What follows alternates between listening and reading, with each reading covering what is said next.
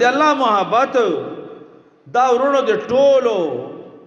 مسائلو د حل کېدو لوی سبب ده چې د الله محبت پیدا شي دی او د الله د محبت دا ورونو هغه د پاره اسباب دي دا څه نه ده چې د الله محبت اړه حاصلېږي نه. الله ډېر مهربان ذات دی ورونو.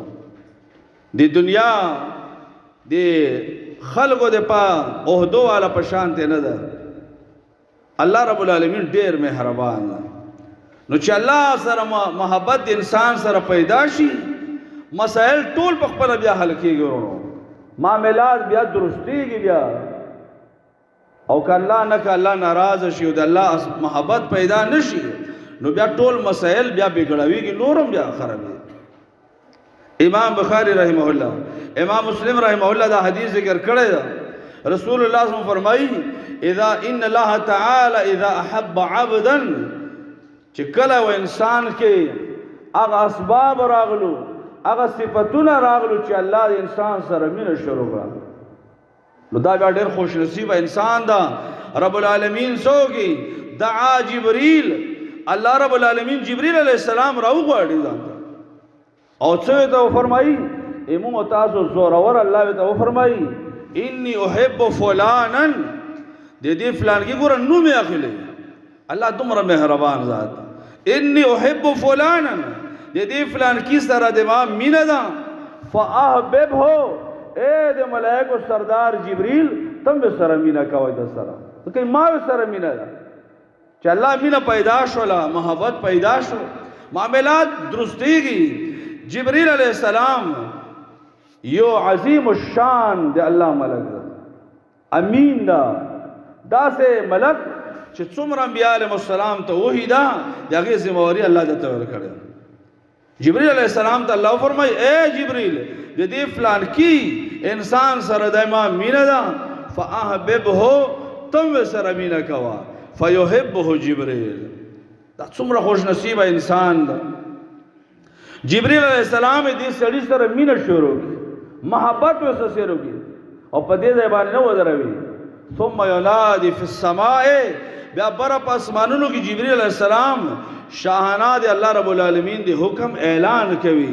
ټولو ملائکو ته علی السماء ته الله اعلان جبريل علیہ السلام څنګه اعلان کوي. جبريل علیہ السلام دا اعلان کوي چې ان الله يحب فلانا او د اسمان مخلوقاتو یقینا الله د فلان کی سره مینه کوي فاحبوه تاسو ټول سره مینه کوو ځکه د الله سره مینه ده د جبريل علیہ السلام سره مینه ده نو فیحبه اهل السماء ټول اسمانونو والا بیا دې انسان سره مینه شروع څومره خوش نصیب انسان نو د خوش نصیب انسان دې جوړ شو ځکه فیحبه اهل السماء ټول اسمانونو والا سره مینه دې اندازه بیا الله تعالی اسمانونو کې څومره صرف ملائک څومره دي. یو حدیث کې دی امام ترمذی ذکر کړی دا چې رسول الله صلی الله علیه وسلم فرمایي اتت السماء وحق لها ان تئت. اسمان کې دومره ملائک دي چې اسمان چغار کوي بالکل اتیت چې دا کجاوی باندې چې کله بوج را زیات شي نو دا داسې چغار شان دي شروع دي ته اتیت ویل شي. نبی صلی الله علیه وسلم فرمایي اتت السماء وحق لها ان تئت ټول اسمان د ډیر دروندوالي د وجه نه چغار کوي لایق ده چې چغار وکړي ځکه ما فيها موضع 4 اصابع د څلورو ګوتو رضای نشته الا وملك واضع جبهته ساجدا لله. یو ملک په الله ته سجده سر په سجدي باندې پروت ده دومره ځای په اسمان کې خالی نشته نو چغار به نه کوي. دومره ډیر ملائک د دې انسان سره محبت کوي څه وجه نه د الله د محبت د وجه نه چې اصل سید انسان ته حاصل شو. حدیث کې رسول الله صلی الله علیه وسلم کرا دو فرمایل چې زه تاسو ته د عرش او جتونکو ملائکو حال بیان کوم. یو ملک داغه نه د دې غوږ د نرم له تر وګو پورې او وسو وکاله دغه صرف د دې نه د دې پورې مزل نور جسم به الله ته په دې څومره غټ جسمونه والے نو ګوره دومره غټ ملائکه دومره زیات ملائک د الله د محبت چې حاصل شي د ټولو سره بیا مینه کې د انسان سره د خوش نصیب ادا وکنه. نبی هم بیا مخ کې فرمایي ثم يوضع له القبول في الارض چې الله سره مینه وکړي جبرئیل علیه السلام سره مینه وکړي ملائکه سره ټول اسمانونو والے مینه وکړي نو بیا هم دغه قبول الله سمکه ته راولي د نیکو خلکو زړونو کې د دې سړي محبت الله واچي ځکه نیکان ځکه ویم چې دا ناروا خلک چې وي چرسیان پوډریانو دا خو د خپلو طبقو سره ویني دیندار خلکو په دوی باندې خلل لا چې چا کې دین شتا د د پزړه کې به د دې سړي محبت الله واچي توضع له القبول فی الارض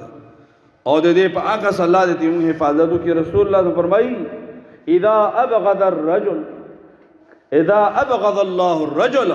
کله چې الله دې وسړي سره بغض کوي الله ته د انسان نه خوښ شول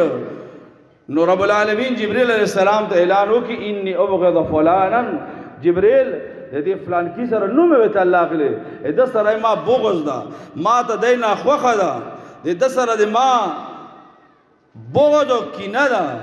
فابغضه جبرئیل تم سره بغض کوا نو فیبغضه جبرئیل علیہ السلام سره بغض شروع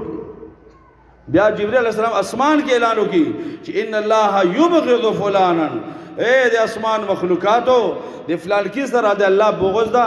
فابغضوه تاسو ټول سره بغض کوئ فیبغضوه اهل السماء د اسمان ول ټول مخلوق بیا د سره بغض شروع وثوب متوضع البغضاء فی الارض بیا دا بغض دا کینا د نیکانو خلقو زړونو کې الله واجد سره نه لګی شي ورونو نو مقصد دا چې د الله محبت د الله مینا دا د ټولو مسائل حل په دې باندې د انسان او د ما او ټول مسائل حل کیږي او الله دې نکي کدا حاصل نشي نو بیا نقصان دا